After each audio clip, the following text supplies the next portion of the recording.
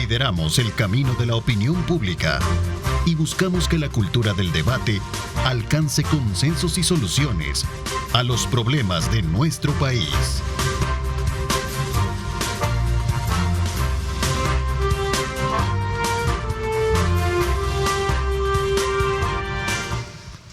¿Qué tal? Buenos días, El Salvador. ¿Cómo están? Qué placer enorme estar con ustedes también en esta continuidad de programación que tenemos con nuestros equipos de prensa desde muy tempranas horas de la mañana.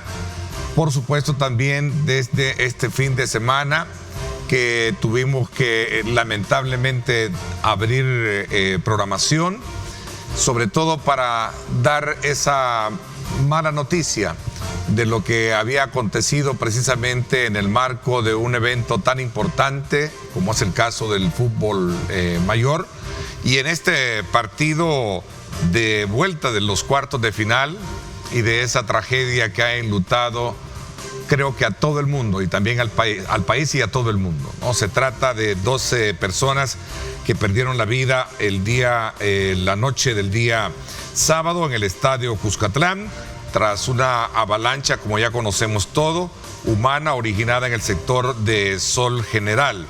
Hay, desde luego, alrededor de esta tragedia, muchas preguntas que se han hecho, mucho análisis, ¿verdad? Y que nosotros, como medio de comunicación, no podemos estar ajenos a poder hacer una evaluación también pertinente sobre los alcances que pueda tener una discusión de esta naturaleza.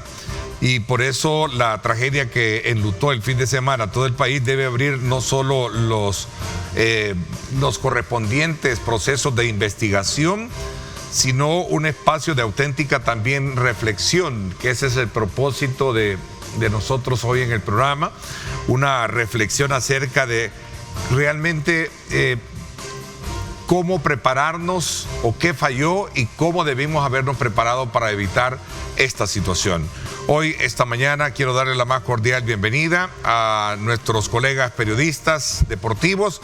Milton Aparicio, de Grupo Megavisión. Gracias por acompañarnos, Milton. ¿Qué tal, Ernesto? Bueno, buenos días. También un saludo para Hernán, para todos los amigos que nos sintonizan y bueno, lamentando estar acá por la situación, por lo que sucedió el pasado sábado en el estadio Cuscatlán. Estuvimos ahí, estábamos cubriendo lo que era una fiesta de fútbol y que terminó convirtiéndose en la mayor tragedia en el deporte nacional. Y antes de empezar, pues externar pues nuestras condolencias para los dolientes, para todas las familias que perdieron a un ser querido en el estadio Cuscatlán por ver un partido de fútbol, y a todos los familiares que tienen alguna persona recuperándose en algún centro hospitalario, pues mucha fuerza y que sea pronta la recuperación de todos ellos. Así es, porque según las cifras son decenas de aficionados que también sufrieron lesiones y asfixia, ¿no?, en ese momento. También saludo a Hernán Carrasco, periodista deportivo del Grupo Megavisión. Gracias, ¿cómo estás, Hernán? Ernesto, bien. Buenos días a todos, Milton. Bueno, no puedo decir que es un gusto estar aquí por las razones por las que estamos. De acuerdo. Es una situación triste la que acaba de ocurrir el día sábado. Lamentable. Yo creo que hemos tenido episodios en nuestro deporte tristes, pero este, obviamente, por lejos, es uno de los más negros en la historia del fútbol salvadoreño. Así es, también. Segundo lo que tú dices, tuvimos que romper programación que ya se tenía planificada para poder traer a colación, lamentablemente, este tema, ¿no? Y digo lamentablemente, pero yo creo que también es responsabilidad de los medios de comunicación como orientadores, como coadyuvantes de las transformaciones que deben de generarse en una sociedad que sin duda alguna pasa por los resultados, lamentablemente, de lo que vamos a hablar este día en el caso del fútbol, de dar sus aportes pertinentes, necesarios, sus análisis, su lectura, una reflexión que nos lleve a tratar la manera de encontrar. Obviamente tenemos un proceso de investigación que ya las autoridades lo han dicho, lo va a llevar en consecuencia la autoridad, la Policía Nacional Civil, la Fiscalía, pero también hay otros elementos que desde la prensa deportiva, como son la que ustedes representan, también por conocedores de todas estas situaciones, también pasa por andar. Algo que nos ha impresionado a todos, ¿no? Algo que nos ha dejado hasta cierto atónitos de decir, bueno, ¿y qué pasó ahí, pues? Si lo que estábamos esperando era un fútbol, era un espectáculo, lo que veíamos ahí era esperar alegría, Entonces creo que 10 o 12 minutos había comenzado el partido. Sí, A ver, tenemos la palabra los tres ahí para poder hacer el análisis. Sí, claro. Bueno, ya había empezado el partido, el juego empezaba a 7:30 de la noche y alrededor de los 10-15 minutos nosotros que estábamos en la cancha comenzamos a ver movimientos de personas que estaban siendo auxiliadas o trasladadas a los costados del estadio. Hay que mencionar que el sector de Sol General, donde pasó todo esto, no estaba lleno en el momento que pasó eso, pero algo sucedía. Pensábamos que era algo con gas lacrimógeno, que era habitual cuando hay enfrentamientos y que está la policía también para disuadir, pero no era así porque se hubiese propagado de forma muy rápida el gas lacrimógeno. Entonces, de repente los aficionados nos comenzaban a decir que lo que estaba pasando, que se estaban las personas agolpando en la entrada, en el portón de Sol General, y de repente todos los aficionados en pleno diciendo que pararan el partido. Y era extraño lo que estaba sucediendo porque ya se han dado en anteriores ocasiones partidos entre Alianza y FAS, incluso en finales, y no había fallado el mecanismo de seguridad. Todos los protocolos de seguridad no habían fallado, pero según lo que nos mencionaban los aficionados en el momento, era que solo había un portón de los 4 que estaban habilitados en los sectores de Sol General. Entonces, que eso terminó conllevando... Mientras el partido estaba, era la puja, que estaba haciendo, ¿no? Por entrar al estadio. Por entrar al estadio, aunque también lo de las horas es importante. El partido empezó 7:30 de la noche y algunos aficionados nos mencionaban que a las 7 de la noche, 30 minutos antes de que comenzase el partido, las puertas estaban cerradas, ya se habían cerrado los accesos y no estaba lleno el estadio. Entonces eso terminó llevando a la desesperación de muchos aficionados con boleto en mano. Ya vamos a hablar sobre el tema de la boletería, que también se dijo mucho sobre eso, pero eso terminó llevando a la desesperación de los aficionados por querer entrar. Tener solo una puerta, un portón habilitado, terminó también llevando al caos y terminó derivando en lo que lastimosamente nos tiene acá, con ya 12 personas fallecidas. Y decenas más que están todavía heridas. ¿Cuál es el horizonte que tú también logras, visualizar en esta, amplia lectura que debe de darse a este tema, ¿no? Mira, partiendo porque tenemos una corta legislación en materia de eventos públicos. Y no solamente lo menciono en materia deportiva, porque, por ejemplo, las bases de competencia justamente del torneo actual, en el artículo 24 te señala que la responsabilidad la tiene que asumir el equipo que organiza el evento. En este caso, Alianza era el equipo local, que la primera división es la que se encarga de avisarle a la Policía Nacional Civil para que mande los efectivos, y también en el caso de que sea un partido de alta convocatoria y que yo incluiría de alto riesgo, porque aquí también hay que tener un antecedente muy importante, que son 2 equipos con una gran afición, pero también con una gran rivalidad. Y en ese sentido, las medidas que se tendrían que haber tomado para este partido del día sábado, creo que eran equiparables a las medidas de un partido de selección nacional o a un partido de una final del fútbol nacional. Y me parece que ahí se quedó corto. Y a partir de eso ya puedes ir deduciendo responsabilidades individuales, pero partiendo por una situación, que el organizador del evento, es decir, Alianza como equipo, era el responsable de la seguridad, de toda la logística de lo que se estaba dando en el estadio Cogelo. ¿Y es una responsabilidad institucional o es responsabilidad realmente de quienes están ahí abajo y que, como decías tú, debieron haber abierto no solo, si eran 4 portones y solo uno abierto? Sí, y lo extraño y lo que nos comentaban algunos aficionados es que ya por varios años es que se viene llevando esta práctica de tener solo un portón abierto. Lo consultaban en redes sociales. Lo tenías en un área donde obviamente donde está, es lo más álgido de los hinchas. Sí, y es el sector donde más aficionados se espera. Bueno, en redes sociales se le consultaba a Lisandro Paul, quien fue presidente de Alianza, cómo era el mecanismo de seguridad cuando él fue el presidente del equipo, ya no lo es más.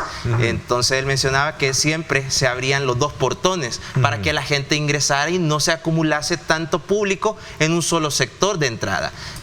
Y ahora, al escuchar que que los aficionados dicen que son varios años que solo se mantiene un portón, el del sector suroriente, Entonces también termina extrañando que para un partido de alta convocatoria en una instancia de eliminación directa, porque tanto Alianza o FAS, uno de los dos iba a quedar eliminado luego del partido, entonces tenían que haberse redoblado o reforzado las medidas de seguridad, partiendo desde cómo iba a ser, cuántos elementos de seguridad se iban a convocar o iban a pedir por parte de Alianza como equipo local administrativo, como también cómo iba a ser la logística adentro del estadio, cuántos portones se iban a habilitar y todo lo demás. A ver, dice ahí, yo creo que a la pregunta que tú decías, ¿verdad? Sí. Quiero hacerle una pregunta con todo respeto, dice don Lisandro, de su gestión como presidente también solo se limitaban portones. Ahí está la respuesta que tú estabas buscando, ¿no? Sí, correcto. Para partidos de alta afluencia aficionados en Sol General siempre se abrían los dos portones. Uno primero, el de sur, para que no se aglomerara la gente en el del norte, que está a la par de la taquilla, y después se abría el del costado norte para equilibrar el ingreso, esa cosa que no pasó. Ahora, una arista de muchas que vamos a hablar. Yo creo que tenemos que, claro, porque yo creo que tenemos que ser aquí realistas, y cuando tú hablabas de la necesidad de dar a conocer estos temas, de informar, es porque también tiene que empezar una discusión en el tema de los espectáculos públicos. Hoy fue el fútbol, pero también han habido conciertos donde se ha estado muy cerquita de caer en el mismo problema. ¿Y es por qué? Porque no existe una legislación que se pueda cumplir, que exista y que exija a los organizadores de los eventos como este, donde llega mucha afluencia de público, a que cumplan con ciertas medidas de seguridad. Independientemente sea un concierto, sea un partido de fútbol, sea una final, sea otra clase de eventos que se organizan donde va a haber mucha gente. Creo que por ahí tenemos que partir, para que ya sea los organizadores de los conciertos, ya sea el fútbol nacional, tengan que cumplir los requisitos que en esta ley general, una ley de la República, pues se exija. Sí, y que aparte de, también acompañando a eso, el protocolo, creo importante también que se falló, fue también de decir o de gestionar cómo iba a ser la forma de entrar el de las método de personas, ingreso, porque el método de ingreso. Podrían haber sido filas, sí. Yo he visto filas. Yo he cubierto finales entre esos dos mismos equipos, entre Alianza y FAS, y que para entrar al Sol General se tienen que hacer filas para poder ingresar, cosa que falló porque si se hubiese ordenado la gente, en este caso de Alianza, que eran los que estaban ubicados ahí, se hubiese evitado esta tragedia. En el sector del Club Deportivo FAS también sucedió lo mismo, que se habían cerrado los portones de acceso para el lado del equipo tigrillo, pero la gente no comenzó a agolparse. Eso también fue importante porque pudo haber sido mayor la tragedia también en el sector de FAS, porque en ese lado estaba repleto, no fue como en el lado de Alianza, que sí habían algunos espacios todavía en Sol General, pero en el sector de FAS, que era mucho menor o para mucha menos cantidad de personas, ahí estaba ya repleto e incluso habían aficionados que ya se estaban saltando al sector de la sombra sur, que ahí no había sido abierto y que estaba vacío, y entonces ya comenzaban a saltarse esas personas. Y ojo que el estadio de Cuscatlán, y es conocido que es quizás el escenario que cumple las mayores características para tener un espectáculo seguro, porque yo escuchaba y en algunas reacciones también leí en redes sociales y decían es que el estadio de Cuscatlán, es que el estadio de Cuscatlán, pero es que no hay ningún estadio, no hay ninguno, Milton, no hay ninguno en el país que cumpla requisitos que le dé seguridad, o sea, una completa. Infraestructura que tenga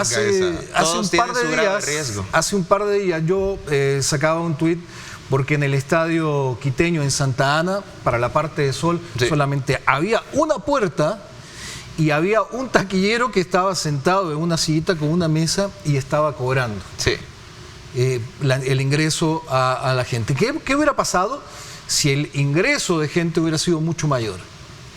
Primero, mucha gente se hubiera colado porque no tenía la capacidad, no tenía ni siquiera alguien que le estuviera ayudando, ni siquiera un agente de seguridad, nada. Era solamente... y hacían la comparación, ¿no? Como el que está cobrando para la entrada del circo. Absurdo, pero era real. Y ahí están las imágenes. Bueno, hay un elemento que voy a detenerme un poquito en el elemento que tú planteabas, Hernán, que tiene que ver con las experiencias que se han tenido de riesgo con otro tipo de eventos, en este caso de conciertos. Sí, conozco de algunas versiones, conozco de unos testimonios de amigos y familiares que han asistido a eventos o conciertos musicales donde las situaciones, si no ha caído en ese tipo de... pero han estado casi a punto, nada menos hoy sale a relucir con esta situación para recordarme varios de ellos, mira, esto sucede, si también en la de fulana de tal, el artista tal, casi ocurría lo mismo, ¿va? Entonces significa de lo que tú bien planteabas, o sea, como pareciera ser que no hay una especie de ley o reglamento verdadera que garantice evitar caer en este tipo de situaciones, ¿no? Sí, tal cual, porque, o sea, para que la gente tenga la garantía de que va a ir a un lugar seguro y que va a disfrutar y que no va a suceder lo que aconteció este fin de semana. ¿Y por qué abrirlos tan tarde y no hacerlo desde temprano? Esa es otra de las grandes Bueno, es que preguntas. las puertas de acceso estaban abiertas desde las 5 de la tarde. Pero te estaban vendiendo boletos todavía en taquilla a las 7. Pero a las eso ya no tendría que... Claro, o sea, y el evento era a las 7 de la noche. 7:30. 7:30, Sí. ok. 5, ¿no crees que es demasiado sabiendo que ibas a entrar 35,000 gente? Creo que andar ¿cuántos son la gente que anda? Sí, 35,000 personas. Se esperaban un poco menos. Lo bajan un poco menos porque hacen una Por la separación capacidad, en la ok, zona de sol sí. de la gente de... Partamos que 30,000, 27,000, va, o 25,000. Sí, aproximadamente. No, ok. 3 horas de anticipación abrirlo. ¿No crees que sería bien? Hubiese sido bueno. Yo recuerdo que hace años, cuando jugaba la selección nacional, lo abrían desde el mediodía. Nosotros estábamos desde el mediodía entrando al Cuscatlán. De hecho, para las finales se abre con más tiempo todavía porque se realiza la final de la categoría de reserva. Entonces, ahora, eso pero y permite esta no era final, ¿verdad? Este era un partido. Pero tenía características de una final. Porque cualquiera de los dos quedaba eliminado, era un partido de alto riesgo, es la mayor rivalidad que existe ahora en el fútbol salvadoreño. No hay, digamos, entre otros equipos, tanto pique como el que hay entre Alianza y Club Deportivo FAS, y la verdad terminó fallando todo el sistema, o sea, todo el protocolo que se había planificado.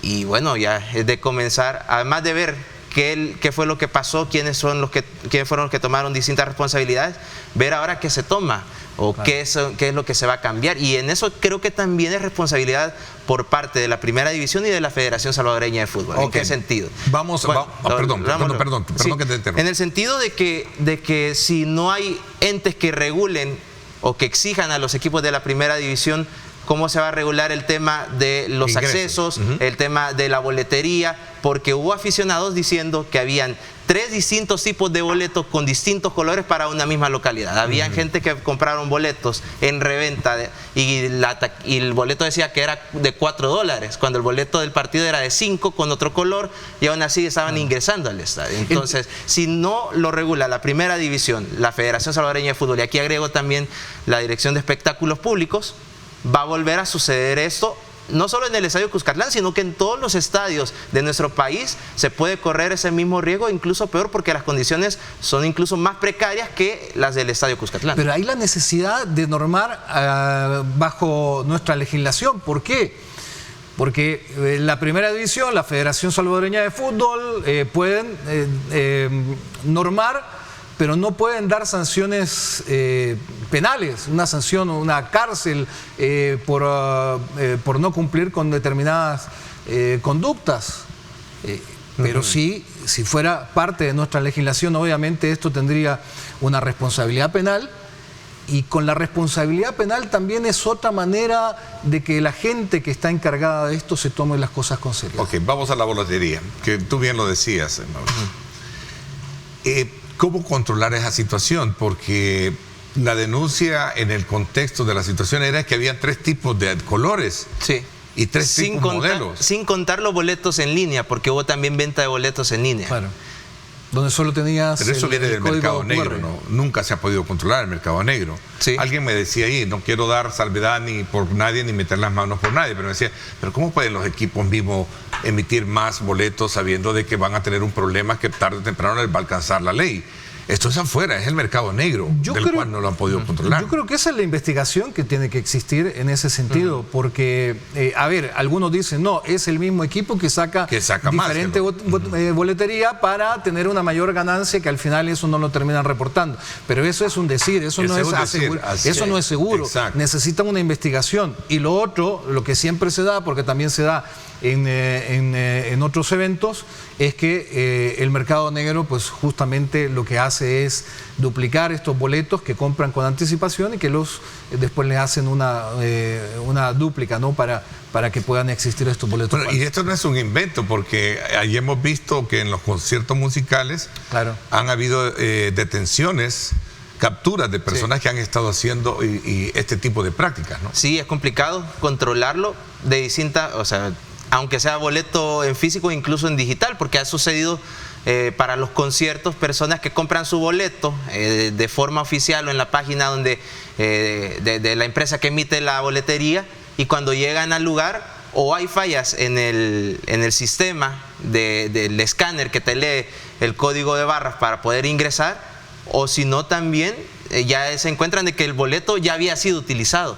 Entonces debe encontrarse la forma en que las empresas que emiten la boletería en línea para los partidos de fútbol o para los eventos en sí, encuentren un software que no sea tan fácilmente vulnerable como ha sucedido en el pasado, y también que ya se regule o que haya una forma de penalizar la venta del mercado negro, que eso mismo, en eso mismo fue una comunicación que ayer emitió el Instituto Nacional de los Deportes, que se reunió de forma extraordinaria y entre varios puntos terminó diciendo eso, que iban a ver la forma en que se penalice la venta del mercado negro para los accesos a los estadios. Ok, ya vamos a hablar acerca de las reacciones que esto ha causado a nivel ya, digamos, el INDES, que ha retirado su patrocinio, ¿no?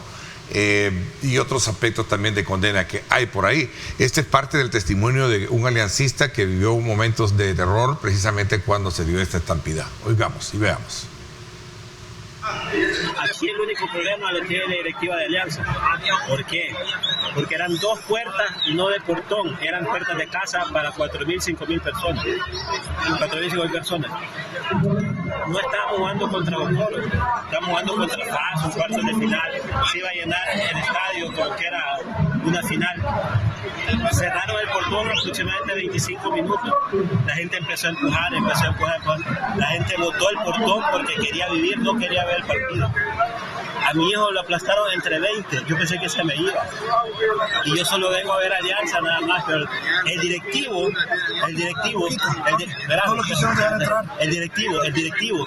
quiere que la gente venga. Pues sí que va a venir la gente así, con ese trato, con 2 puertas para 5.000 personas. 2 puertas para 5.000 personas. Aquí el único responsable es Alianza. Aquí hay gente muerta que se haga cargo. Alianza, nadie más. La gente no se puede hacer cargo. La gente quiso salir de ahí para vivir. Yo salí de ahí para... Bueno, realmente son momentos que cualquiera puede sorprenderse.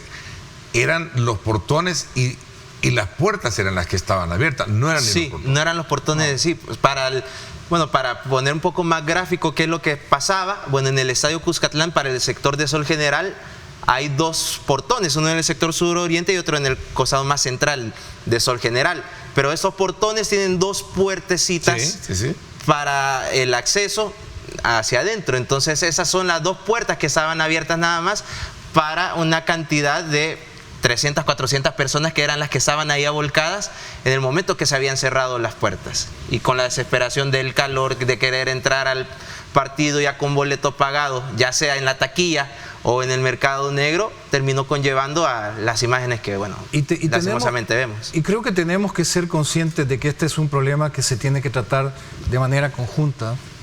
Autoridades del fútbol, federación, primera división, pero también acercarse al INDES y al gobierno, porque este es un problema que nos envuelve a todos los salvadoreños. Oye, si es que también el problema de la salud mental es algo, porque todo esto, imagínate que la gente que estaba atrás empieza a empujar a los que estaban contra el portón.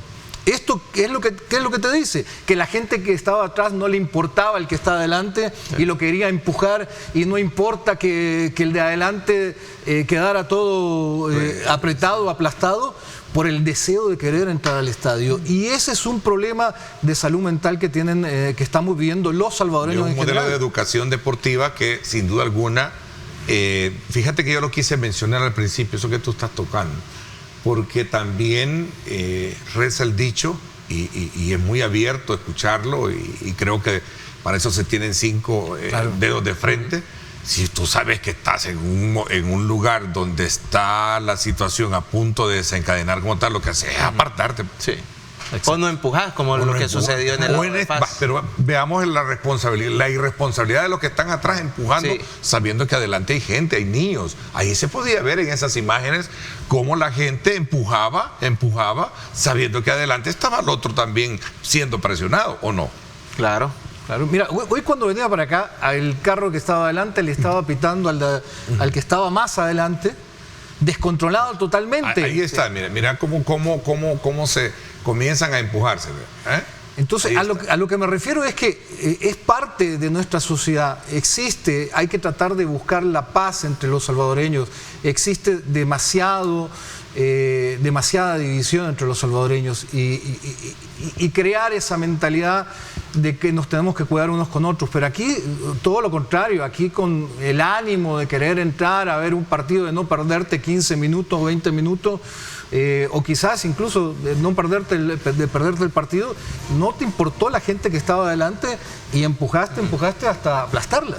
Sí, la verdad que no sé realmente cómo puede decirse algo que a simple vista debe de existir la coherencia, la educación. Tú hablas de la salud mental, yo hablo de la educación y del sentimiento como humanos que debemos de ser.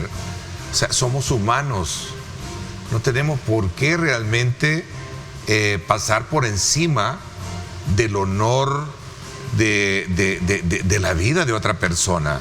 ¿Por qué empujar sabiendo que adelante tengo a más personas, a lo mejor niños? Sí. Ese es un factor de educación que también tiene que medirse a la hora de ver los alcances de responsabilidad, ver ese cuadro dantesco de esas imágenes que estamos viendo, que le han dado la vuelta al mundo. Son seres humanos, son personas.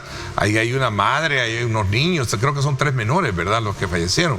No, fallecidos no hay menores de edad. No hay menores, pero sí heridos, sí hay que resultaron afectados, ¿no? Sí. Pero hay testimonios de madres que protegieron a sus niños, de padres que protegieron a sus hijos. Entonces, todo ese tipo de situaciones yo creo que es importante elevarlas en primer lugar a una plegaria a Dios Todopoderoso para que dé consuelo, para que dé pues un abrazo solidario también de nosotros con toda la familia, pero también a ser racionales en pensar de que un evento de estos sirve para poder divertirse, no para poder de alguna manera agravar al otro que está, como bien tú lo decías, a la hora de estar queriendo presionar y empujando a toda la gente. ¿Cuáles son las repercusiones ya a nivel institucional? Ya hay un retiro del INDES, vamos a hablar de esto y otros elementos también que determinan el análisis de lo que estamos haciendo esta mañana con respecto a esta noche de tragedia que se vivió en el estadio de Cucatlán el pasado sábado, donde 12 personas perdieron la vida precisamente tras esta embestida, tras esta situación de la cual hemos estado comentando. Vamos a la pausa, gracias por estar con nosotros. Regresamos con más.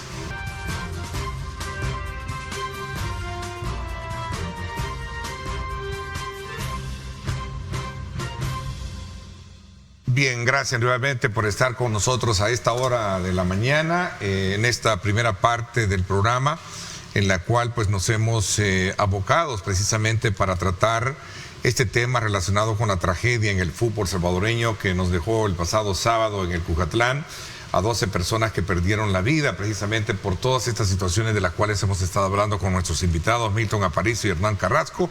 Ambos son periodistas deportivos de Grupo Megavisión.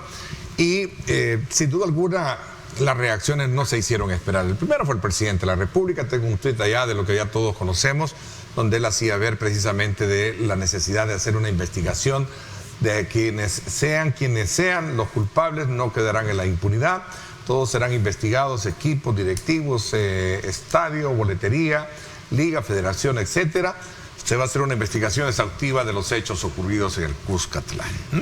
Yo creo que es necesario justamente encontrar a los culpables y que tengan una sanción. Porque en el pasado han ocurrido incidentes. Yo estuve en un partido en el estadio Flor Blanca y aproximadamente a 20, 30 metros de donde estaba, un aficionado que llevaba la pólvora al estadio le explotó y murió. Lo mismo ocurrió en el estadio Cuscatlán después. Y a pesar de que se ha normado el uso de la pólvora, de no ingresar a los estadios, sigue entrando pólvora al estadio. Y otro tipo de incidentes, pero que quedan en el olvido porque no hay sanciones. El año pasado en la cancha de Firpo, en el Sulutano, en el Sergio Torres, aficionados que ingresaron a la cancha, golpearon a otro. Y ahí quedó en un castigo mínimo, deportivo, insignificante, que no hace que los equipos realmente se tomen esto en serio. Pero los equipos, esto debe haber una convocatoria general de equipos, la federación, entiendo qué significa ya toda esta reflexión para ellos. Algunos directivos ya dieron sus declaraciones inmediatas, pues dijeron el fútbol debe de continuar, pero ¿en qué términos debe de continuar? Sí, eso es lo que habrá que ver y se está a espera de eso. Bueno, ayer se reunieron la Comisión de Escenarios Deportivos de la Federación Salvadoreña de Fútbol, incluso el presidente de la Federación, de la Comisión Regularizadora, dijo que hay comunicación por parte de CONCACAF y también de FIFA. Iba a haber una reunión que por cuestiones de uso horario no se había realizado, que se va a realizar esta mañana y que ya habrían determinaciones. Incluso, bueno, se detuvo la actividad federada. Ayer tenían que desarrollarse juegos en distintas divisiones, no se hicieron y ya hubo comunicación por parte de la federación diciendo que todas las actividades de segunda, tercera divisiones, de ADFA, de todas las demás divisiones, incluso reserva y liga femenina de primera división, ya podían reactivarse, excepto la categoría mayor de primera división. Entonces vamos a esperar cuáles van a ser esas repercusiones, porque al parecer vendrán, no sé si sanciones, me parece que sí habrán sanciones deportivas y habrá que ver qué modificaciones se deberán de hacer en cuanto a las regulaciones que se exijan o a los requerimientos que se exijan a los equipos para que puedan participar en los próximos campeonatos de primera división. Pero igual, vámonos al hecho de que sea una sanción deportiva, suspender a un dirigente o incluso del mismo campeonato de Alianza. Pero, ¿y eso ayuda en algo a las 12 personas, a las familias de las 12 personas que fallecieron? Para nada. No. O ayuda a prevenir en un futuro a que los dirigentes se tomen más en serio esta función también de organizar eventos. Creo que no. Mira, este comunicado del INDES, retira su patrocinio, ¿no? Sí. Pero también demanda de que a FIFA le mandó hace 9 meses y no hay estatutos actualizados. En fin, hay tantos reclamos, o no reclamos, sino de Sí. cuestiones que tendrían que haberse hecho, ¿no? Sí, bueno, ese comité de regularización fue instalado hace 9 meses luego del impasse que hubo entre el INDES y la antigua Federación Salvadoreña de Fútbol, ya que no se habían actualizado los estatutos para que se adscriba la Federación Salvadoreña de Fútbol a la Ley General de los Deportes y de esa forma tenga el funcionamiento administrativo en nuestro país. Pero estos Pero son son estatutos. Pero estos son Correcto. estatutos, Claro. Yo me refiero en el contexto. Por ejemplo, el INDES se retira del patrocinio que le daba. Sí. ¿Qué es esto? Cuéntame un poquito. Bueno, es que el INDES se convirtió en el principal patrocinador de la Federación Salvadoreña de Fútbol, incluso se retrasó por varios días el inicio del campeonato porque no se inscribía o no se lograba la firma de ese convenio. Okay. ¿En qué derivó ese convenio? Bueno, el nombre del campeonato pasaba a denominarse Liga INDES y tenía un patrocinio de $280,000 para la primera división en este año, que eran divididos $200,000 para el desarrollo de las categorías masculinas, primera división y reserva, y $80,000 para el desarrollo de la liga femenina. Este convenio era válido hasta el 31 de diciembre de este año, pero prorrogable automáticamente por 5 años más hasta el año 2027. En total, se tenía previsto que el INDES otorgase en esos 5 años $1.4 millones a la primera división para que pudiese ser una ayuda en cuanto al desarrollo y se pudiese realizar los campeonatos de primera división. Entiendo que era un convenio, pero que no estaba avalado por la Federación Salvadoreña de Fútbol. Correcto, era un trato más comercial por el nombre y lo único que pedía la Federación Salvadoreña de Fútbol es que ese convenio no tuviese una repercusión en cuanto al formato que ya había sido aprobado para el desarrollo de la competencia, que no hubiesen modificaciones en cómo era el sistema del juego en sí o cómo iba a ser el desarrollo de la competencia de cuartos, semifinales, y que no hubiese una implicación en tanto al formato del campeonato, sino que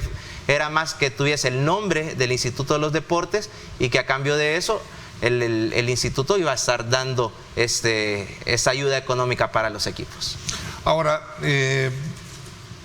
¿qué pueden venir castigos para el estadio? ¿Qué se puede esperar con todo esto en términos ya de reflexiones que pueden haber después de tener el resultado trágico de lo que hemos tenido? Dice ahí, da por terminado a partir de esta fecha el convenio de cooperación, lo que hablábamos del tema muy en particular del INDE. Yo no sé si el estadio o EDESA como tal tenga alguna responsabilidad, por eso la investigación creo que va a ser importante para deducir esto, porque la organización del evento que correspondía a Alianza, ellos se encargan de hacer el enlace con EDESA y decirle, vamos a necesitar estas puertas, estos portones y esto abierto, y vamos a necesitar personal con la llave para que estén atentos a esa situación.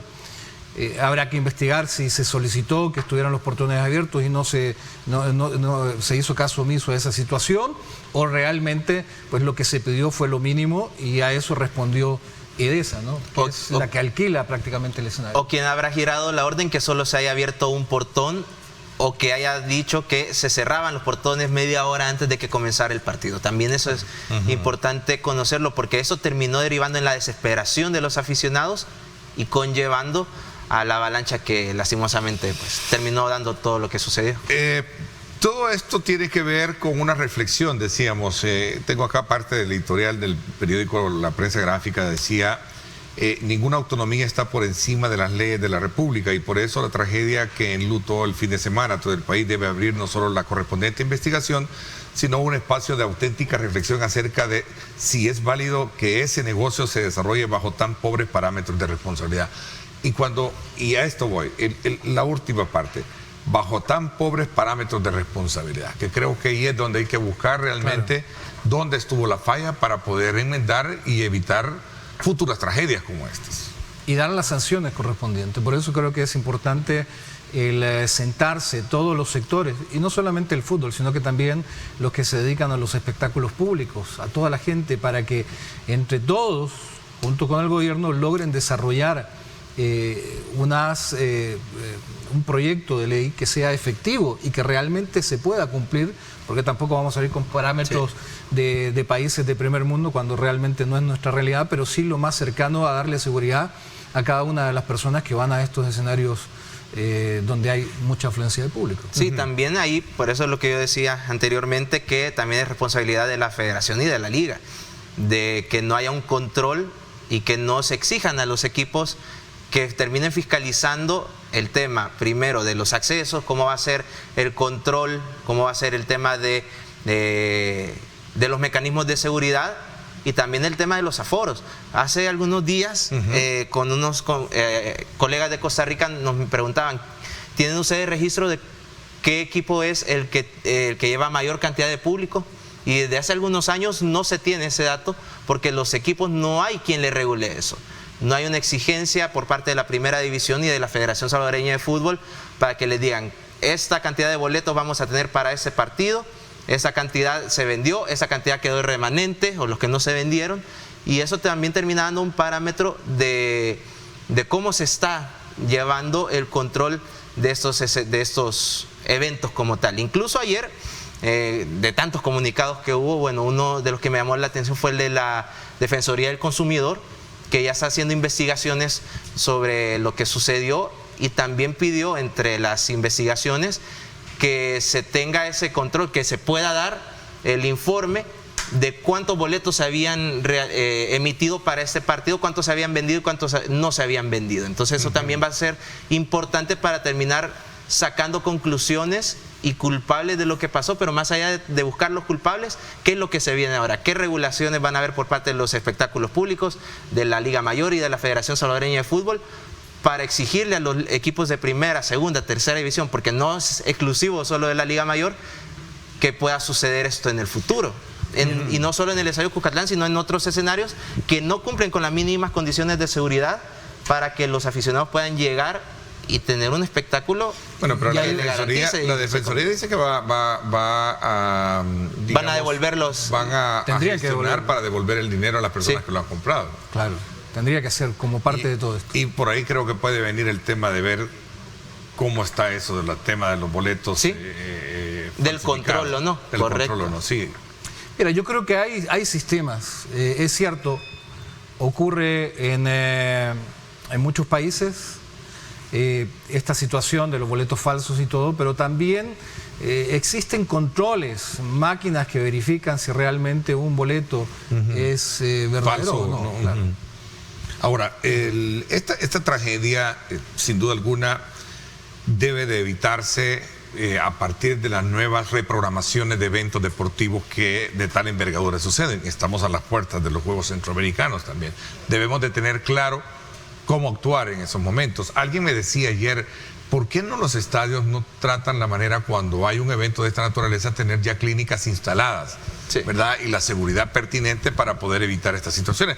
Bueno, es que cuando se da un problema de esta naturaleza surgen muchas preguntas y hasta a veces muchas soluciones. El problema es que no las prevenimos. Claro. Ese es el elemento. Hay estadios incluso en otros países que hasta tienen un sector donde llevan a las personas detenidas por cometer algún acto ilícito dentro del estadio.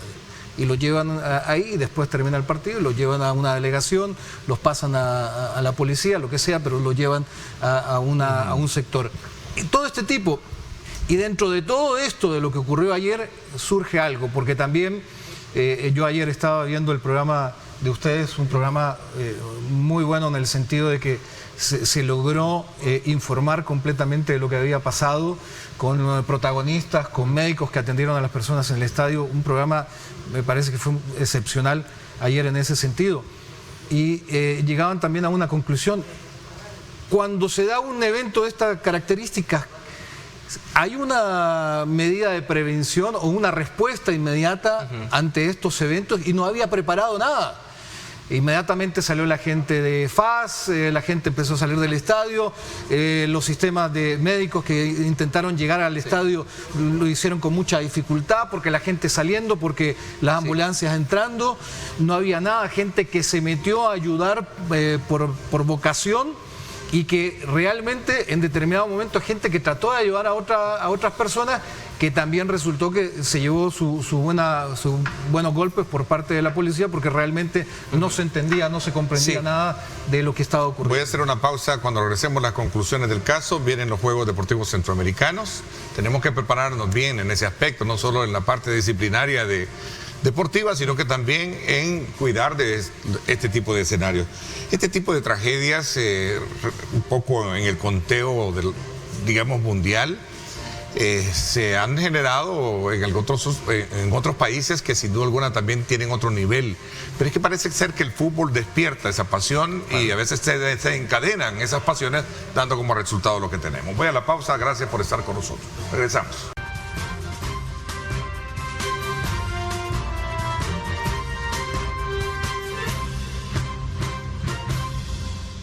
Gracias nuevamente por estar con nosotros a esta hora de la mañana y recibir de ustedes también todo el aprecio y el tiempo para poder estar con nosotros en esta sintonía de nuestras frecuencias normales a través de nuestras plataformas digitales y poder también acompañarnos con sus preguntas, sus comentarios, que seguramente pues también refuerzan el análisis que tenemos con nuestros invitados esta mañana.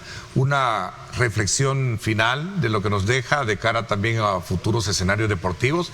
Tenemos, decía Mauricio, el tema de Milton, teníamos el tema relacionado con los Juegos Centroamericanos, por ejemplo, Milton. Sí, se vienen los Centroamericanos y del Caribe. El 23 de junio comienzan, no se tiene previsto la inauguración.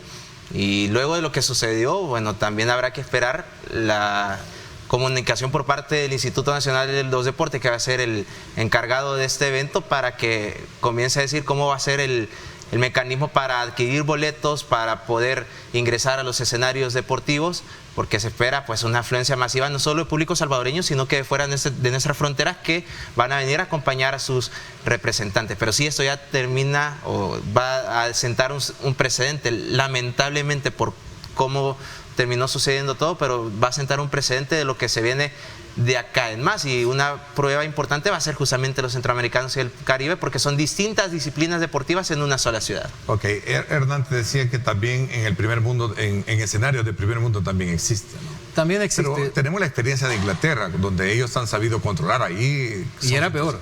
Y era peor. Era peor. Hay dos antecedentes, bueno, son alrededor de 38 los que se registran desde el inicio del fútbol como lo conocemos en la actualidad. En Guatemala quizás uno de los más recientes, donde fallecieron casi 100 personas.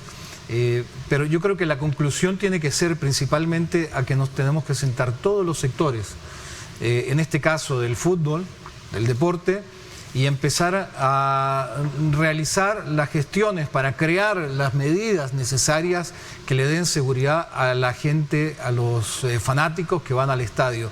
En esta oportunidad fue una avalancha la que provocó la muerte de personas. En otra situación puede ser la violencia, pero tienen que existir las medidas y tienen que existir las sanciones necesarias para que la gente se lo piense, no se lo piense más de 2 veces en tomar este tipo de actitudes y que se pueda controlar realmente todo este tipo de espectáculos. Okay. La verdad que sí, queríamos en esta primera parte, les agradezco que me hayan permitido tener el análisis oportuno, la reflexión oportuna sobre este acontecimiento que como Grupo Megavisión, todos los que elaboramos acá, como seres humanos, nos sumamos también a ese reclamo del buen comportamiento que debemos de tener todos los salvadoreños a la hora de presentarnos en un escenario deportivo, esperar que las investigaciones pues lleven al resultado final que deduzca precisamente una responsabilidad desde el punto de vista de evitar a futuras situaciones como las que hemos tenido. Así es que vaya nuestro abrazo solidario para todas las familiares de las víctimas que de esta tragedia pues nos ha dejado este fin de semana. Así es que muchísimas gracias, te agradezco Milton que nos hayas acompañado, gracias también a ti Hernán. Gracias. No, un gusto. Gracias y bueno, invitarles a los amigos que nos sintonizan a que estén pendientes de las distintas plataformas de Megavisión Deportes porque va a haber información a lo largo del día con las reuniones que haya de FIFA. Hay ya solicitud por parte de la Comisión Disciplinaria de Facebook que ha exigido a las autoridades de Alianza de Primera División, a los árbitros incluso, que deben entregar informes a más tardar hoy a las 3 de la tarde para comenzar a terminar deduciendo responsabilidades y espera también de cuáles van a ser los cambios que se deben. Y también la Fiscalía que ya empezó a realizar las primeras investigaciones, entrevistas y todo. El rol de la Fiscalía también. Bueno, muchísimas gracias, nos vamos a la pausa. Cuando regresemos retomamos la agenda de los temas de la política en nuestro país. Con nosotros el presidente del COENA, Carlos García Saade, estará con nosotros haciendo una lectura de precisamente un análisis político electoral de cara a los próximos comicios. Esto será en cuestión de segundos. Regresamos.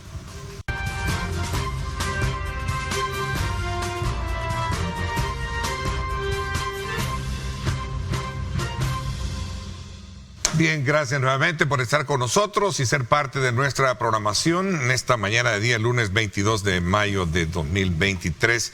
Quiero darle la más cordial bienvenida al presidente del COENA, Carlos García Saade, que se encuentra con nosotros, con quien vamos a hacer unas lecturas importantes de cara al proceso político electoral que vive el país y que se apresta a vivirlo, pero antes también otros temas como esto que ha sucedido en el estado de Cucatlán, que también no pasa por alto para darle el análisis pertinente desde su perspectiva. Pero antes saludo al presidente del COENA, Carlos García Saade. Bienvenido, Carlos. Gracias por acompañarnos. Gracias, Neto. Muy buenos días y buenos días a todas las personas que nos están sintonizando. Nosotros como Arena, aprovechando el espacio, si queremos expresar nuestra más sincera solidaridad con las personas que tuvieron un familiar que falleció en esta tragedia del día sábado. El fútbol no es para esto, el fútbol es para disfrutarlo y estamos comprometidos con las familias también. Bueno, sé que es un tema que subyace todo un espectáculo público, de lo cual hablábamos anteriormente con nuestros invitados especialistas en el deporte, pero que también debe de sentar precedentes desde el punto de vista de las investigaciones para evitar a futuro, ¿verdad?, experiencias tan dolorosas como las que hemos vivido este fin de semana. No, totalmente de acuerdo. Yo creo que es necesario que se haga justicia, que se hagan las investigaciones correspondientes y que se le dé justicia al pueblo salvadoreño. Antes de entrar a cámara lo conversábamos, creo que hubo un concierto, ciertos amigos me han comentado de que muy parecido fue el ambiente a lo que se vivió, que no abrían las puertas, hubo personas esperando desde temprano y ya cuando la desesperación empezó, comenzaron a empujar, entonces creo que de investigar bien cómo están manejando, y claro, esperamos que las autoridades correspondientes nos puedan decir eficazmente qué fue lo que pasó el día sábado. Sí, porque en todo caso, yo también lo mencioné, ¿verdad?, de que en un espectáculo de esta naturaleza, en los artísticos, por ejemplo, suele suceder. Y uno de ellos en la que ese cuadro de lo que vimos ahora a la hora de querer entrar por los portones para ver el partido de fútbol, también se generó con el tema de esta artista, que sin duda alguna no pasó a más, porque realmente Dios es grande, ¿no? Pero bueno, lo que deja en esa estela de preguntas es que el proceso de investigación conlleve a deducir responsabilidades para evitar futuras y duras experiencias como la pérdida de 12 salvadoreños que tuvimos el sábado. Claro, yo creo que con esto tenemos que aprender, nuestro fútbol tiene que aprender, nuestra afición tiene que aprender, y nosotros también. Miren, yo creo que vimos, dejando la tragedia, vimos una buena respuesta por parte incluso de los jugadores del FAS, el cuerpo técnico, la barra del FAS, la barra de la Alianza también ayudando a sus propios heridos. Yo creo que empezamos a ver el corazón de los salvadoreños, que es lo importante. Vimos cómo tantas personas se comprometieron a ayudar. Bueno, ahí están los videos, pues, y como tú dices, yo creo que es importante que esta tragedia no nos deje sin una enseñanza para el futuro, sin que nosotros tenemos que aprender de esto para que jamás vuelva a ocurrir en el país. Ya tú lo dijiste, que no nos vaya a dejar sin una enseñanza para el futuro. Ahí cierro este ciclo. Bueno, hablemos cómo está el partido, cómo va, una vez ya, desde luego, toda la dirigencia trabajando de cara a los próximos comicios. No, yo te digo, Ernesto, a nuestros queridos televidentes, nosotros como Arena estamos trabajando, vamos muy bien, estamos organizados, ya cerramos las planillas para competir en el 2024, ahorita ya entramos al proceso de evaluación de las planillas y créeme que hemos tenido muy buena respuesta, estamos motivados, muchas personas se han acercado al partido, ya estamos recuperando a aquellos que se habían alejado y te digo, tenemos unas muy buenas esperanzas de cara a las elecciones del 2024. Ahora, esto conlleva a preguntar con el tema del cierre de las planillas y las elecciones internas. Escuché por ahí decir de que no iban a dar nombres de quienes corren. ¿Con qué propósito? No, mira, nosotros tomamos la decisión como Consejo Ejecutivo Nacional de evitar y tratar de, mejor dicho, de procurar tener la seguridad de nuestros candidatos desde un inicio. Muchas personas de nuestro partido han sido amenazados por personeros del gobierno, incluso por personas de otros partidos, exareneros incluso, areneros entre comillas, porque creo que nunca fueron, ¿verdad? Pero te digo, nosotros tenemos que resguardar la seguridad de ellos. Es por ello que nosotros como COENA, igual la Comisión Electoral Nacional de nuestro partido, no va a dar los nombres hasta que sea el momento necesario. Pues ahorita prácticamente no tenemos ningún candidato, tenemos aspirantes a las candidaturas, que es muy distinto. Hace poco vi al diputado obediente Romeo Auerbach hablando y diciendo que cómo íbamos a dar a conocer a las personas y que la gente votara por nosotros. A él no le tiene que interesar, él tiene que preocuparse por su partidito que está ya al margen de desaparecer. Él tiene que preocuparse por su candidatura, que después de la regañada que le pegaron cuando salió hablando en contra de este gobierno, que tuvo que bajar la cabeza y cerrar prácticamente un ciclo de querer venir a hacerse el fuertecito. Él tiene que preocuparse por él, pues que yo no creo que vaya a regresar y poner un pie más en la asamblea nunca más. Pero te digo, nosotros estamos preocupados por la seguridad de nuestras personas. Han habido, sí, varias amenazas. El presidente de la Asamblea decía en una entrevista que presentáramos las pruebas. Nosotros con el mayor de los gustos las vamos a presentar, pero no sé de qué nos puede servir, porque ahí está la Fiscalía. Incluso la diputada Villatoro presentó ya una denuncia en contra de un caricaturista y aún proceso no ha pasado de nada, pues. Entonces, al parecer ahí la Fiscalía y la Justicia es selectiva en este país, pero igual nosotros vamos a competir, no vamos a tener miedo, vamos a tener la seguridad necesaria para nuestros candidatos y pues los vamos a dar a conocer en el momento necesario. A ver, seguimiento o investigación o en este caso de ser perseguidos. ¿Qué es en todo caso lo que se está viviendo? Porque eso de alguna manera despierta mucho el interés. Bueno, claro. Es decir, ¿de qué se trata eso? Es decir, ¿hay una persecución política entonces? Sí, por supuesto, hay persecución política. Mira, hay candidatos a alcaldes que los han llegado a amenazar, incluso de Hacienda les han puesto puntos fijos. Ahí les andan queriendo hacer que los alcaldes actuales o concejales actuales que puedan buscar competir nuevamente por sus municipios, los andan queriendo, amenazar para que renuncien. Son cositas que no es algo nuevo, no ha empezado ahorita con nuestro espacio, con este proceso de elección interna, sino que viene desde que inició la legislatura, desde 2021 para acá. Nosotros lo que hemos dicho es que no vamos a tener miedo, no somos temerosos y pues vamos a competir. Nosotros estamos armando nuestras planillas, bueno, en realidad ya están armadas, como te digo, ya cerramos el proceso, tenemos candidatos para cubrir todo el país y vamos a sacar un buen resultado, vamos a dar una sorpresa en el 2024. ¿Van por los 84 candidaturas de diputados? Por supuesto. Nosotros no nos vamos a quedar sin presentar una planilla de diputados en el país, sino que vamos a completar todas. Es más, ya están completas todas. Consejos municipales igual. También van por los 200. Los 262, así es. Vamos por la presidencia y vamos por el Parlacen también. A ver, todo esto trae consigo, desde luego, un elemento importante que tiene que ver con el rol y la expresión misma de la que podrían ser promesas o propuestas que se deben de generar en este proceso de campaña. ¿Cuáles son los elementos que distinguen, digamos, todo este proceso de propuesta que va a llevar al partido para poder seducir el voto electoral? Yo creo que lo más importante es hablarle a los salvadoreños y para saber hablarle a los salvadoreños hay que saber escucharlos. ¿Cuál es el mayor problema ahorita del país? Es el tema económico. Entonces, las propuestas de Arena van a ir encaminadas para solventar el tema económico. Tenemos que ver cómo recuperamos el agro, tenemos que ver cómo recuperamos la productividad del país, tenemos que ver cómo le damos oportunidades a los salvadoreños para que dejen de estar migrando y puedan acá hacer sus sueños.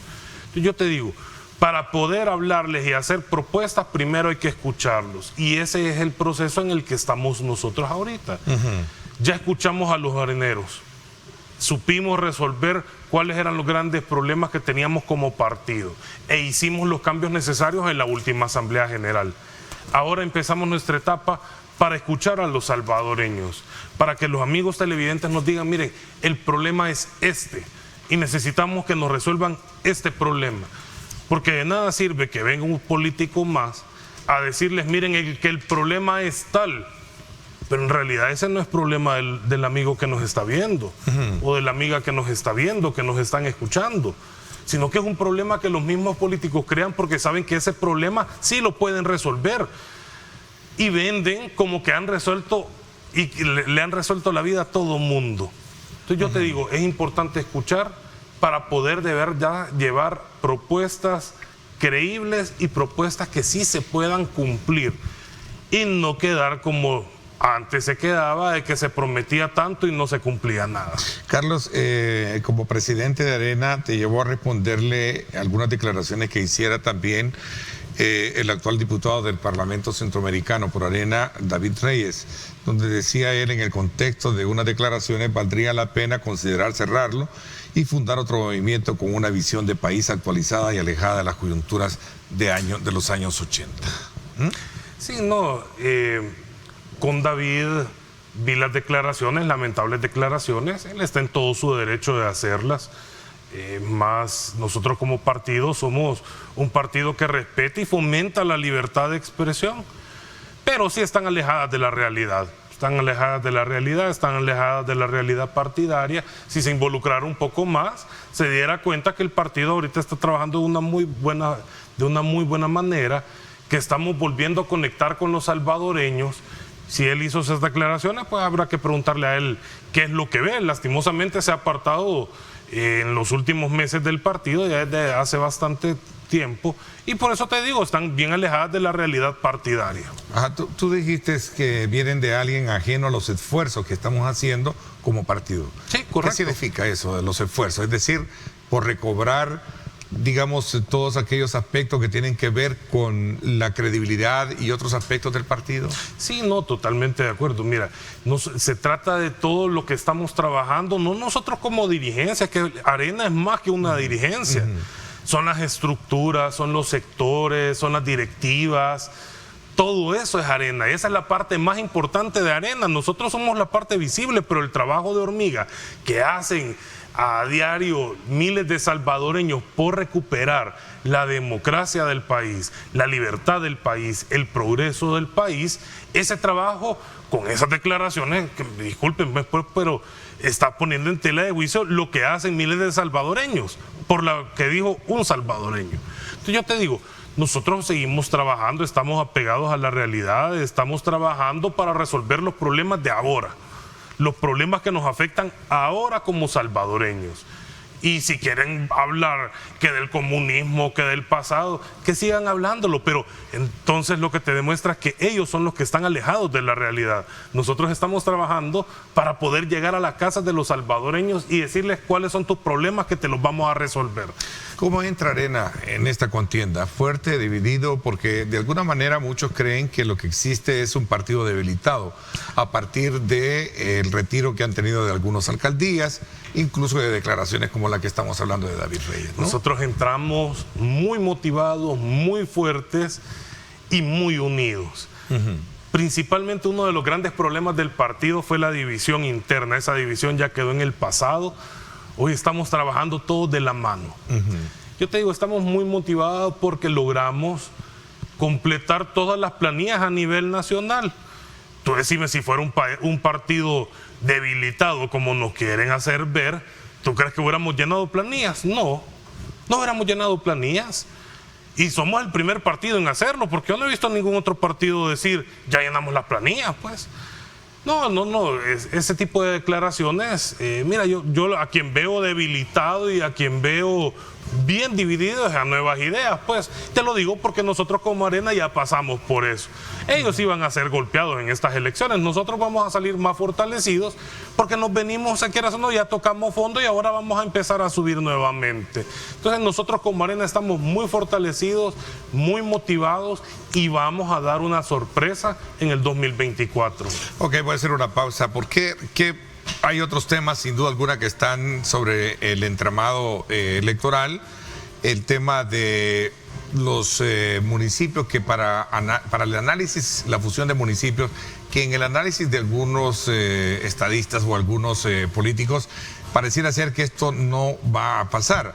Pero también vamos a hablar de este entrampamiento del voto en el exterior, que es otra de las también apuestas que se tienen hoy en estas elecciones. Voy a la pausa, 7:41, regresamos con más.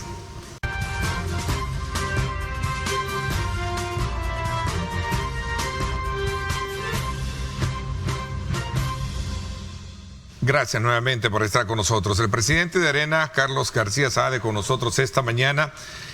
¿Cómo entran al juego, digamos, electoral? Hay un Tribunal Supremo Electoral donde desde luego se están generando muchas expectativas con relación al tema de los tiempos del calendario electoral y los ajustes que estos están teniendo.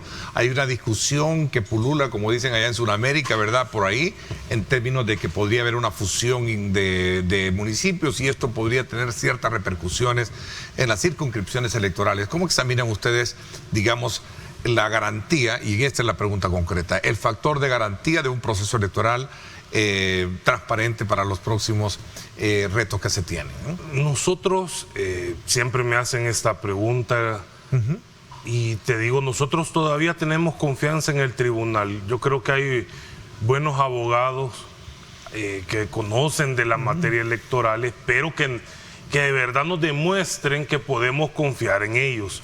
Han habido ciertas cosas ahí que nos ponen en tela de duda la imparcialidad, pero yo todavía tengo confianza en ellos. Me preocupa de sobremanera que no se puedan poner de acuerdo con el sistema del voto electrónico. Me preocupan las declaraciones que hubo la semana pasada y me preocupa mucho más la falta de tiempo con la que ya están actuando. Tienen hasta el 3 de junio, para poder contratar a la empresa que va a crear el sistema de votación electrónica. Estamos viendo cómo las diferencias los están alejando. Yo espero que esta semana puedan ya ponerse de acuerdo para que ellos para que podamos empezar a trabajar con el voto electrónico. Claro, no todo es culpa del tribunal. Para mí ellos no tienen mayor culpa, sino que ha sido la Asamblea. La Asamblea Legislativa ha cambiado esa ley tantas veces en la bancada oficialista, pues. No les daban el presupuesto, el ministro de Hacienda no desembolsaba. Entonces, no solo es el tribunal el responsable, el tribunal al final solo lo único que puede hacer es aplicar la ley que hace la Asamblea Legislativa. Pero si se atrasan con la aprobación de la ley, si se atrasan con la aprobación del presupuesto, si se atrasan con la entrega del presupuesto, lo que vamos a tener son los resultados de ahorita. Ojalá que se pueda proceder con la votación desde el exterior tal como se aprobó. Claro, necesitamos tener las garantías porque todos están retrasando al tribunal. Hasta hace poco fue que apareció Migración ya con el listado de los pasaportes emitidos desde 1998 en adelante. Entonces yo me pregunto, ¿qué va a pasar con los pasaportes emitidos para atrás? Porque la ley te dice que puedes votar con incluso pasaporte vencido. No te dice desde cuándo. ¿Qué vamos a hacer con aquellos pasaportes que no contaban con las medidas de seguridad necesarias para poder identificar a una persona? ¿Se va a poder votar o no se va a poder votar? Porque es del 98 para acá y no desde el 95 para acá. Hay tantas preguntas, hay tanta duda alrededor del voto desde el exterior, del voto electrónico principalmente, que yo creo que es necesario que el tribunal empiece ya a reaccionar. Yo creo que ya va a haber bastante, claridad de cómo va a ser el sistema una vez contratando a la empresa. Pero mientras el tribunal no pueda ponerse de acuerdo, mientras sigan acusándose entre los magistrados, yo te digo, lo único que están haciendo es perdiendo el tiempo y van a llegar al 3 de junio y no van a haber contratado a la empresa. Pese a este desbalance, no les crea desconfianza de que el cumplimiento de todo esto, ¿no? No. ¿Tienen su esperanza que esto pueda pasar? Yo tengo mi esperanza de que el tribunal va a ser imparcial, que va a cumplir con las leyes de la República y la Constitución de la República, más allá que con un papel que fue emitido por los 5 usurpadores. Yo tengo confianza en el Tribunal Supremo Electoral. Vamos a ver, yo de verdad creo en los magistrados, en algunos, porque hay otros no tanto, pues. Pero yo te digo, creo en los magistrados aún y sé que vamos a salir bien. Yo sé que tenemos que ponernos todos de acuerdo de cara a las elecciones del 2024, porque esto al final es una fiesta cívica para todos los salvadoreños. Yo te digo, espero que el tribunal se mantenga imparcial, contrate a la mejor empresa que pueda desarrollar este sistema y principalmente que nos dé la garantía a todos los salvadoreños de que el voto desde el exterior y el voto electrónico sí es tal como se está haciendo.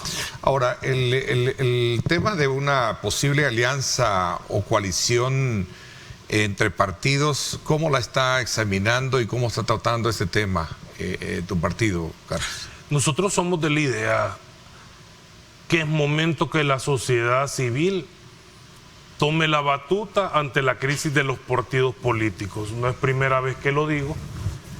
Partidos políticos me refiero a todos, no solo en el país, sino que en Latinoamérica.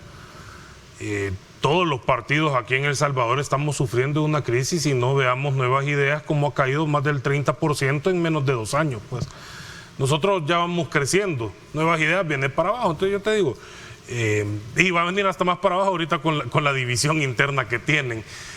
Yo te digo, es momento que la sociedad civil tome la batuta para que podamos empezar a crear una nueva democracia, una nueva república en El Salvador. Los partidos ya nos confían en nosotros, los salvadoreños, principalmente por las cosas del pasado, porque prometíamos y no cumplíamos. Lo mismo con Nuevas Ideas, prometían y nunca cumplieron. Entonces yo te digo, todos los partidos estamos en las mismas. Nosotros creemos que es necesario que una candidatura pueda venir, o mejor dicho, las candidaturas, porque no solo es la candidatura a la presidencia y vicepresidencia de la República, son candidaturas a todo, a la Asamblea Legislativa, a los consejos municipales, al Parlamento Centroamericano, tengan que venir de la sociedad civil. ¿A qué me refiero a la sociedad civil? Gremiales, sindicatos, ADESCOS, asociaciones municipales. Yo te digo, sociedad civil es un término que engloba a muchas personas de distintas formas de pensar, de distintas ideologías, pero que los unen al final un solo objetivo, que es recuperar la democracia en el país. Nosotros con Morena entonces estamos dispuestos a sumarnos a una candidatura presidencial. A eso, Arena no pretende competir con un candidato presidencial. No, ¿cómo no? Nosotros vamos a competir. No, vamos a competir con una candidatura Arena presidencial. No, por eso, vamos a competir como Arena, ya sea que nos sumemos a un movimiento o a una alianza de sociedad civil, o ya sea que nosotros vayamos solos, igual forma estamos listos. ¿Todavía no lo tiene definido de ir solos con un candidato presidencial? Ya tenemos candidatos. O sea, para presidente y para vicepresidente. Correcto, para presidente y vicepresidente. Pero son dos salvadoreños, en realidad son varios salvadoreños que están dispuestos incluso a hacerse a un lado de su candidatura para poder dejar que el partido compita en un solo vehículo junto a la sociedad civil. A ver, cuéntame un poquito eso, no se entiende. Ya tienen candidato presidencial Arena. Nosotros ya tenemos candidato presidencial. No se puede decir el nombre porque tú lo decías. Por seguridad. Por seguridad. Así es. A la vicepresidencia. También a la vicepresidencia. Pero si viene un proyecto de sociedad civil, se apartan y acompañan. Y nosotros acompañamos, correcto. ¿Cómo entender eso? ¿No están seguros entonces? No, ¿cómo no? Si estamos bien seguros. Lo que pasa es que nosotros tenemos que cumplir con la ley de partidos políticos. Nuestros procesos de inscripción y los procesos internos hicieron que cerráramos el pasado 15 de mayo. Por lo tanto, para poder hacer la elección presidencial ahorita en julio, interna, teníamos que tener nuestros candidatos. Como aún no hay un acuerdo, nosotros igual tenemos que continuar con nuestro proceso interno. Pero llegando ya al 2 de julio o antes, si hay un acuerdo con sociedad civil, entonces nuestros candidatos se podrían hacer a un lado y nosotros nos sumamos al esfuerzo de sociedad civil. ¿Y esa indefinición no puede ser un mal cálculo político, entrando un poco, digamos, en la experiencia que se ha tenido en el pasado? No, o sea, no, yo sólida, creo que... ¿Qué tan sólida es la candidatura que tienen, aunque me lo describe así de una forma tan... Es que no se trata de lo sólido, no, sino que es el fervor patriótico, el fervor patriótico de estos dos ciudadanos que desean competir, pero que saben que el país es más grande. Ahorita no se trata de egos ni de protagonismo dentro del partido. Todos estamos enfocados a trabajar por El Salvador, tanto el COENA como todos los candidatos de nuestro partido. Por tanto, si sale una mejor fórmula, que sabemos que esa fórmula respaldada con la sociedad civil, respaldada por el partido nuestro, así como cualquier otro partido que se desee sumar, nosotros nos vamos a sumar. Y esos candidatos, por eso te digo, el fervor patriótico, porque ahorita no solo se trata de ganar una elección, sino que se trata de recuperar la democracia, de darle rumbo a nuestra república, de volver a trabajar en paz, progreso y libertad, como lo hemos hecho en años anteriores. A ver, un proyecto político de esa envergadura reúne varias características, y lo recojo de la experiencia que a lo largo de mi experiencia política, valga la redundancia, en términos de análisis político, la hemos visto. Es decir, cuenta mucho el candidato, cuenta mucho su plataforma y por supuesto también la parte económica para el desarrollo de una buena campaña electoral. Todos esos elementos, ¿cómo están ubicados en esa configuración que tienen, de la que me estás hablando, Carlos? Yo te digo, ¿Tiene dinero para una buena campaña del partido? ¿Tiene una buena propuesta? Por ejemplo, esos dos elementos. Sí, no, por supuesto. Nosotros estamos construyendo, y aparte la propuesta se construye alrededor de los salvadoreños, no alrededor del candidato. Los problemas, sea el candidato que sea, van a seguir siendo los mismos, los problemas de los salvadoreños. Entonces, igual las propuestas van a seguir encaminadas a lo mismo, a resolver esos problemas. Con el tema del dinero ha sido un problema, por supuesto, pues el gobierno nos quitó las sedes, nos ha quitado la deuda política, nos ha quitado vehículos, pero al fin y al cabo nosotros aquí estamos. Yo te digo, si fuéramos un partido débil, ellos no se hubieran molestado en tratar de ahogarnos financieramente como lo están tratando de hacer, y no lo han logrado. Entonces, una cosa más, una cosa menos. Nosotros estamos enfocados en trabajar para la democracia y para la república del país. Yo te digo, el dinero al final, para la recaudación, entre nosotros lo estamos haciendo. Si ahora las campañas, creo que los salvadoreños, más que ver anuncios, más que ver publicidad, más que le regalen una camiseta, más que le regalen lo que querrás, van a estar preocupados por ver quién es el que mejor le pueda resolver los problemas. Porque ahorita también les prometieron y no les han cumplido. Entonces yo creo que lo más importante es tener propuestas buenas con un candidato bueno, pero principalmente creo que es el deseo de vernos trabajar mano a mano con todos los salvadoreños, que eso es lo que estamos haciendo, trabajar por todos los salvadoreños para poder brindarles un mejor futuro aquí en nuestro país. A ver, tú decías recientemente a un periódico local que Arena va a dar sorpresa entonces, ¿sí? Tu tesis es que va a dar sorpresa y que esto pasa precisamente por comprender que el partido oficial va a recibir menos apoyo. Esto me trae a mí a preguntarte cómo examinan ustedes el tema relacionado con las encuestas que se han dado a conocer, donde obviamente el voto de preferencia sigue siendo para el oficialismo, ¿no? No, yo te digo, nosotros vamos a dar sorpresas cuando ya salimos a caminar, que vamos al territorio, visitamos a nuestra gente, aprovechamos de platicar con los salvadoreños en esos municipios. Y yo te digo, o sea, los salvadoreños están cansados de la situación. Las encuestas que son al final son una fotografía del momento. Igual hay mucha gente con temor de contestar lo que de verdad siente en las encuestas. Me contaban hace poco un caso de un municipio que llegó un entrevistador y le preguntó a un arenero de años, vea, en el parque, mire, ¿y usted votaría por tal? Vea, sí, ¿usted está de acuerdo con la reelección? Sí. Entonces, después, miren, platicando ya con él, mire, ¿y por qué? Y no que sos arenero de esos de que hasta, o sea, de fervientes que canta la marcha. ¿Y usted qué quiere que hiciera? Nos dijo. Si tenía el soldado a la par al encuestador, si yo le decía que estaba en contra de la reelección, me lleva por el régimen de excepción. Los salvadoreños tienen miedo de responder, pues. No es que los soldados van a hacer eso, espero que no lo hagan, pues. Pero ahora ya no se sabe. Te digo, en este sentido, nosotros sabemos que las encuestas, ¿qué es lo que nosotros vemos de las encuestas como partido? No son los números, no es lo que la gente piensa del partido, sino que ver los problemas que los salvadoreños tienen. Porque todos los partidos vemos esas encuestas. ¿Cuántos partidos de verdad te proponen algo para hacer ese cambio en la vida nacional? No muchos. Decías tú también que algunos alcaldes que renunciaron o quieren regresar de nuevo a Arena. ¿Sí? Así es. Sí, no, ¿De qué alcalde estamos hablando? ¿No? Hay muchos alcaldes y concejales que se fueron del partido, unos porque los amenazaron, otros porque los engañaron y otros simple y sencillamente pues ya no deseaban estar. Hay algunos que sí vamos a ver si pueden regresar, no va a depender del COENA, va a depender de las estructuras y depender del trabajo que hicieron en su municipio.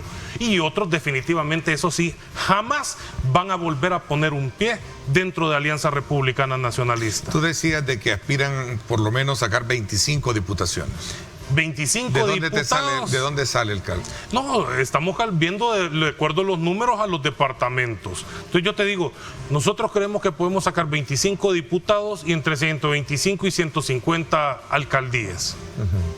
Bueno, el tiempo se me fue. Quiero agradecerte, Carlos, que nos hayas acompañado como presidente de Arena y desde luego darnos una lectura sobre cómo está el partido ahora de cara a los comicios y sobre todo también a la cobertura completa que se le va a dar tanto para diputados, ¿verdad?, para consejos municipales y por supuesto lo que me define es ahora que sí tienen una candidatura presidencial, pero que también no se da a conocer por las razones que ya me expusiste y que estaría dispuesta también a entrar a un proceso de, digamos, como de comparación o de negociación con sectores de la sociedad civil para poder correr por ella o apoyar otra que se presente, ¿cierto? Así es. Resumo así un poco lo que hemos versado esta mañana acá en Diálogo. Sí, nosotros más que todo no en negociación con Sí. otros partidos o sociedad civil, es pláticas. buscar una mejor candidatura que pueda recuperar la democracia en el país. No hay acercamiento con otros partidos tradicionales como en el FMLN, como se ha dicho mucho. No, con el FMLN nosotros no podemos hacer ni coaliciones ni alianzas, somos como el agua y el aceite, pues no nos podemos mezclar por nuestros propios principios. Entonces, no, con ellos sí jamás podríamos hacer una coalición. Bueno, hoy sí el tiempo se me fue. Gracias, Carlos, por habernos acompañado. Gracias a ti, Neti, gracias a todas las personas que nos sintonizaron. Gracias. Por mi parte, esto es todo por hoy. Pásenla bien y como siempre recuerden lo más importante, amar a Dios sobre todas las cosas. Lideramos el camino de la opinión pública y buscamos que la cultura del debate alcance consensos y soluciones a los problemas de nuestro país.